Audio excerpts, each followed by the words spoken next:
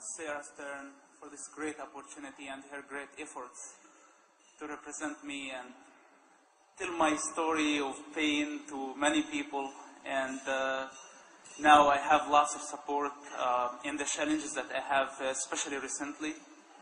I am very honored and very grateful for Emad, and it's a great privilege to be here tonight with you guys. Thank you so much for your support.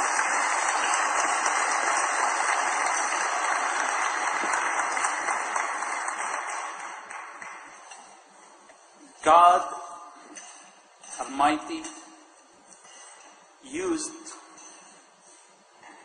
the ignorant to confound the wise,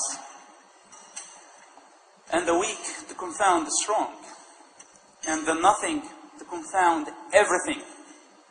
I am ignorant, weak, and nothing, and God is using me, and I'm very honored to be used by God Almighty, the God of love against the God of hate.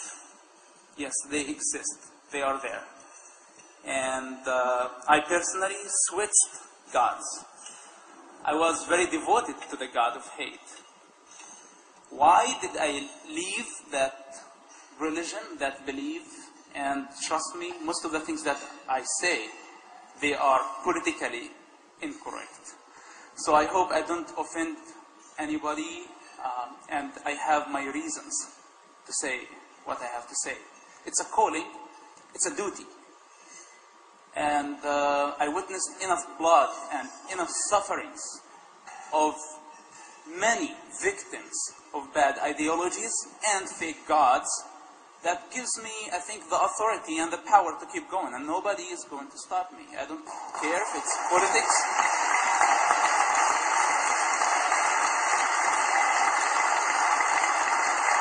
Thank you. So, why did I leave? Why did I leave Islam? It's not easy to answer this question. But if I have an easy answer in my mind, I say because the God of Islam doesn't like music. Simple answer. And he doesn't like Jews. He doesn't like infidels. Also, he doesn't like Muslims. The God of Islam is the biggest enemy of Muslims. I cannot prove it. And he's sending them to death. He is enslaving them with shame, fear, and guilt. Those are the weapons that the God of Islam uses against the nation of Islam. They are slaves. They have been enslaved. They have been lied to. And to come out of that picture, of all that environment, and come to the God of liberty. Liberty of religion. Liberty of all types of human weaknesses that everybody suffers every day. To come from a country that absolute control, its constitution, absolute control, liberty, to come to this great country of freedom and liberty. This is why America is a great country. This is why I believe this nation is a great nation, not because of a strong economy, not because of strong currency or a strong constitution. Not only these, because of liberty. Because of the liberty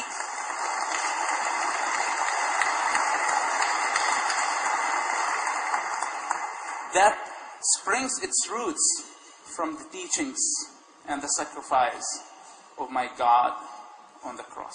I'm sorry, I'm not here to preach. I'm not a preacher. And I know that we are short on time. But all the credits goes to my God. When I was affiliated with HAMAS, at the same time I was affiliated with the Israeli Shin Bet, Christian, a beginner Christian, I was reading the Bible, and one of the many verses said, "Give whoever asks you."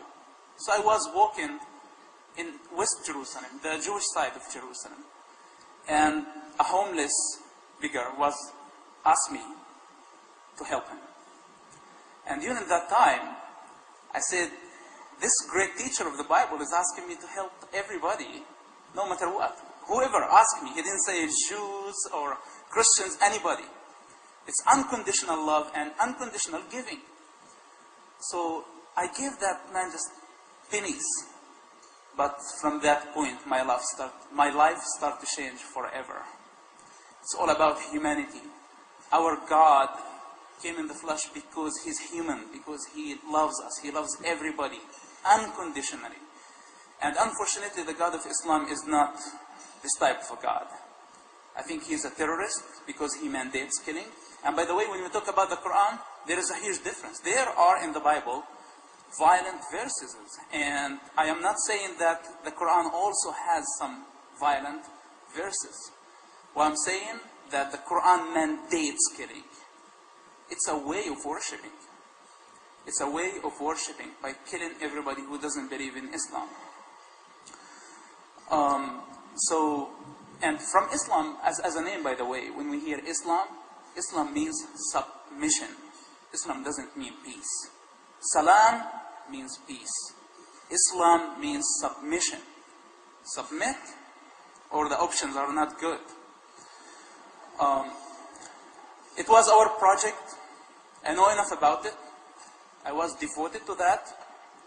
And either, if it's in the United States or maybe somewhere from an island, thank God for technology. If I have to be somewhere else, I will keep fighting the God of Islam because He's taken my family from me. I don't blame my family for disowning me today. I blame their God. My people are fighting for liberation, Palestinian people. And who's their greatest enemy? Israel. They want to destroy Israel so they become liberated. While they worship the God that is really their enemy every day. They don't recognize that they're worshiping their biggest enemy every day and they're looking for other enemies outside. What will happen if Israel just disappear from the map? There is no Israel anymore.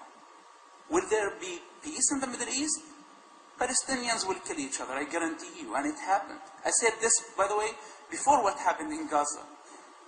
I'm not saying that Palestinians don't have the right to be like any other nation. Those are my people. I know enough about their sufferings. And I cry for their pain. But they need to take serious steps toward, first, to understand what liberty means. What freedom means. In order to fight for something, you need to understand what you're fighting for. You cannot fight for liberty while you don't understand what liberty means. You cannot achieve liberty while you're killing liberty every day in your house, in your heart as individual. Those are the problems that...